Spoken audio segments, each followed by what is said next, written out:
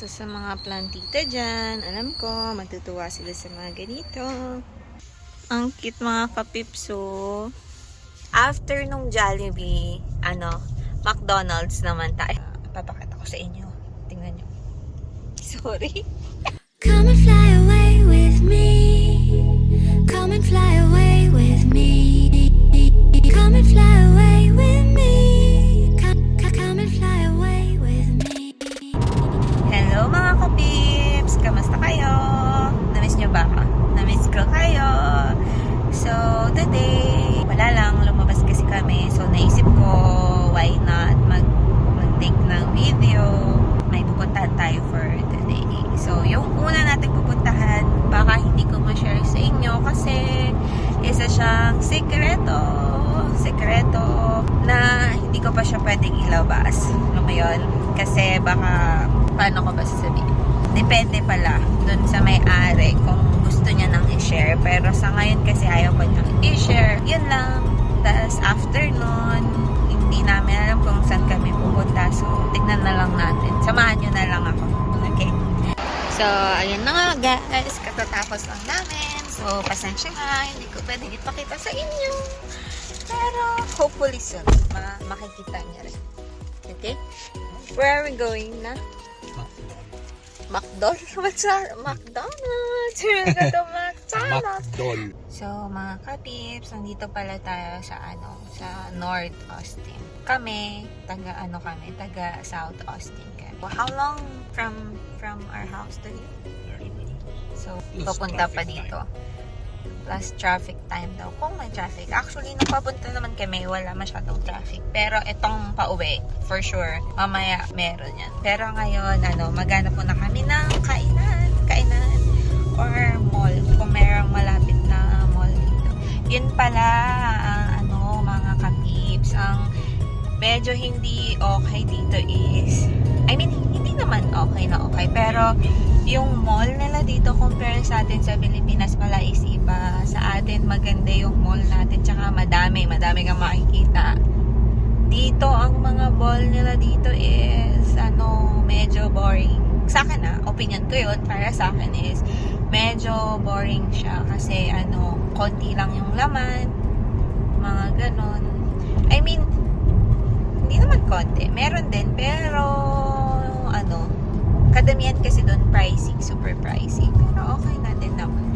Pero kasi ako, diba galing ako sa Pinas, tapos galing din ako ng Dubai. Kung i-compare ko naman ang mall nila dito is wala talagang sinabi. As in, sa Pilipinas pa nga lang what if pa sa Dubai? Sa Dubai talaga yung maganda ang mall.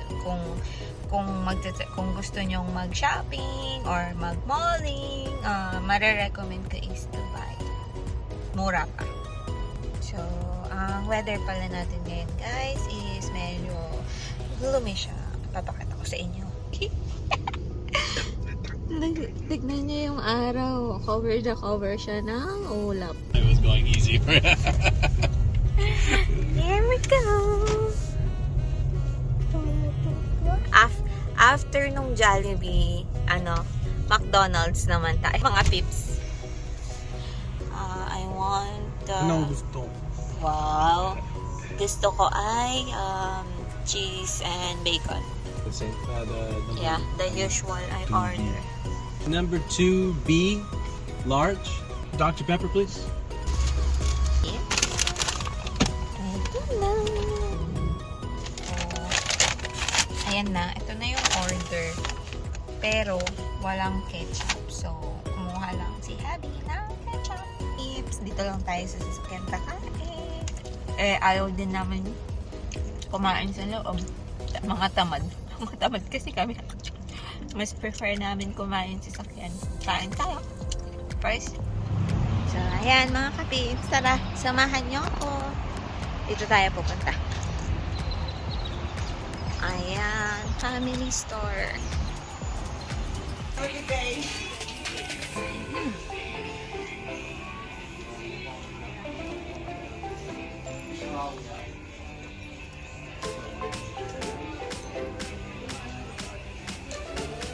So, ayan mga katips. So, unfortunately, wala sila nung salamin.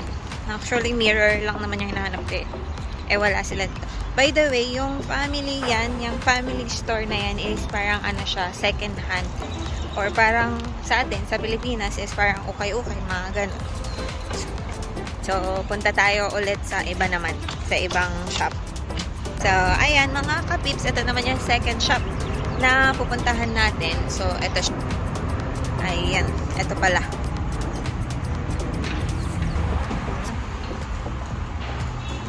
Parang ano din, second hand shop din siya. Pero mga ano naman, furniture. Ano lang, mga ganyan. Actually, ito parang hindi naman to second hand. Mostly, ito lang.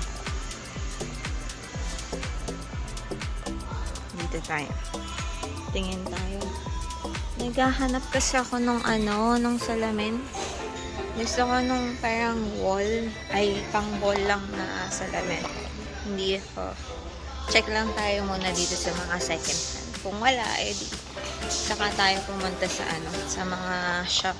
Yan. So, ikot-ikot lang muna tayo mga katips. Okay. Update ko kayo ulit mamaya. So, ayan mga katips. Meron din silang para sa floorings. Ito maganda oh. Meron din sila. Merong mga second hand. Meron din namang hindi second hand. Pintuan. Ayun. Parang ganyan. Tapos, ay meron pala silang mga damit. Then, pero konti lang. Ayan lang oh. Houseware. Sa kusina. So, ito. Diba, ang kalat. Pero, tingin-tingin tayo. Baka may makita tayo dito. Ayan, ito mga second hand. May mga appliances, may mga ganyan din sila. Ayan, tapos may mga pan, pinggan.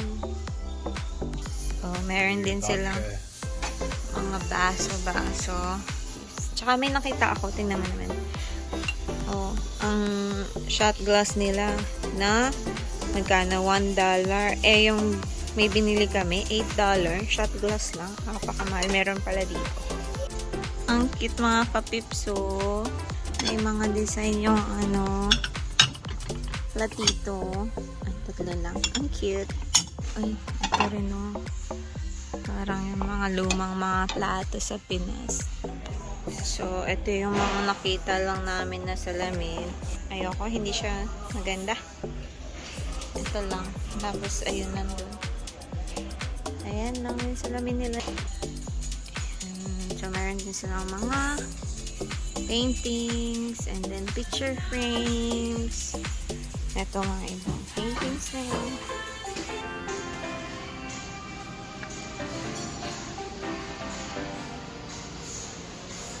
So, ending mga ka-tips, ang nabili ko is ito, pang halaman, pang garden. Wala tayong nakitang salamin.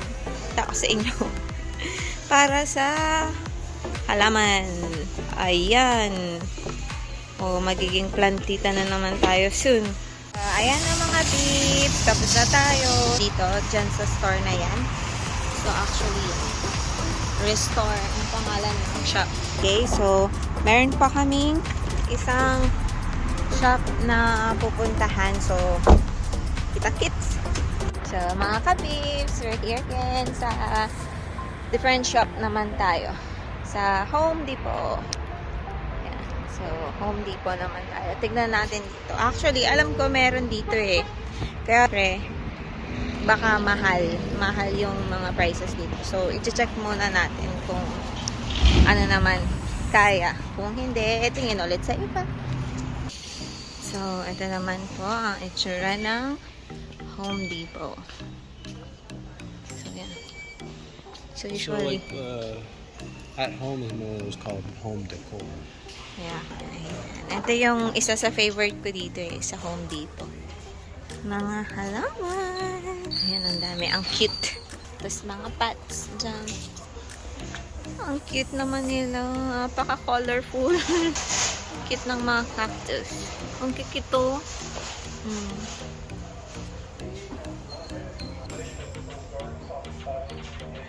So, sa mga plantita dyan, alam ko, matutuwa sila sa mga ganito. Ang dami. Alam nyo, mga katips ko, hindi lang mahal tong mga ano na to eh. Siguro ang dami ko na ring halaman. Ang ganda. Pretty, no? Yeah. Nakakatuwa. Yun yung gaganda nila.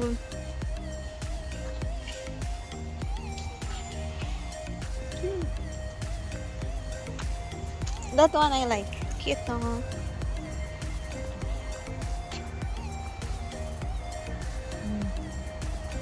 Ang ganda naman. Look at that. And my favorite color. Oh, stay. Attractive. Oh, wow.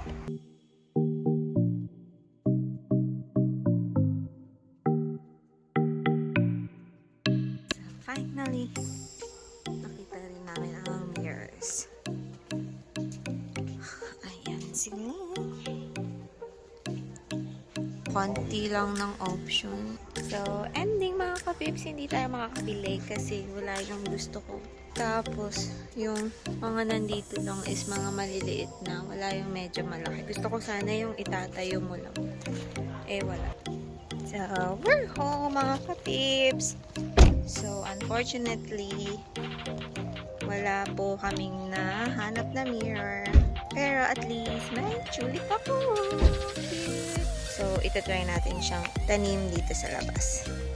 Dito ko siya itatanim dyan. Baka.